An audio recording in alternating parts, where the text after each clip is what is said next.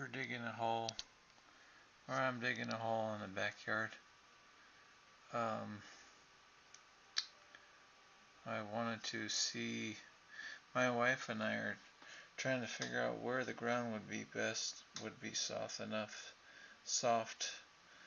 uh, would be the most soft in the backyard. Um, the bamboos right there on the right have a root system that fingers mostly, they're kind of thin fingers, so the root system is kind of thin fingers, so it's not necessarily a strong root. So I figured we might have better luck if I did some digging near the bamboos, but it didn't work out too great because there's some pebbles or some rocks. We are really close to the Rito Wash, and the Rito Wash has a bunch of boulders and rocks in it. There's the water nozzle right there. What I'm going to do is I'm going to turn that water nozzle on just a little bit, just so that I'm getting a little drip, kind of a drip system type of thing. And that way I can drip a little bit of water in the hole that I'm digging.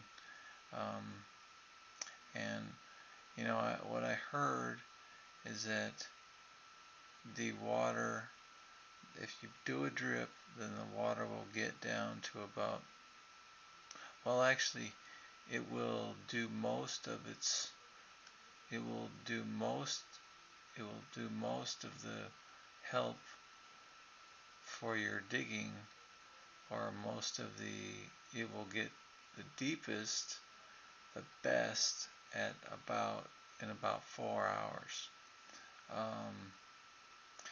But so if you're gonna put a drip system on plants, then it would be good to have the drip running for about 4 hours.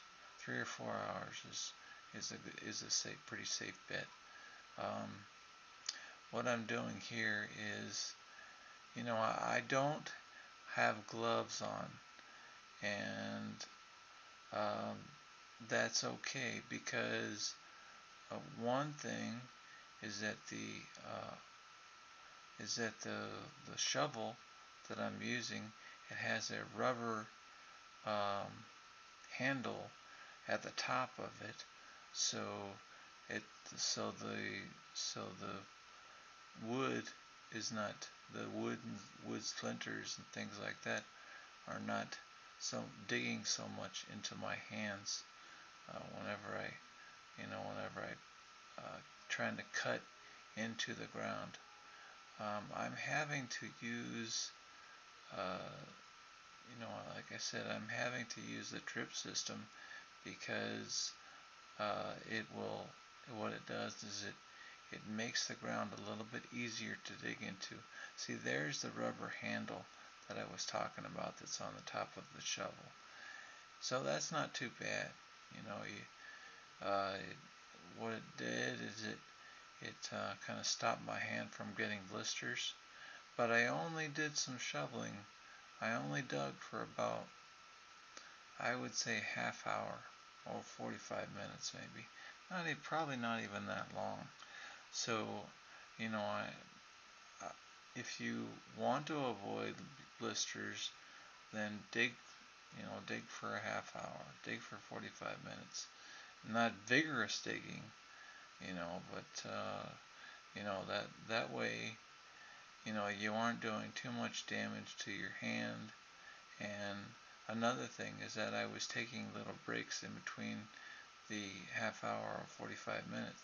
So every, I would say 5-10 minutes I would take a little break.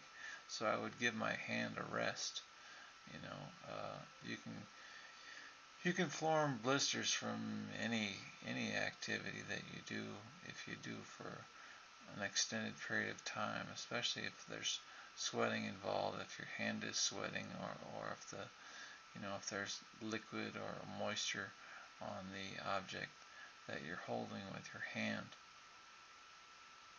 So anyway, I dug down kind of deep.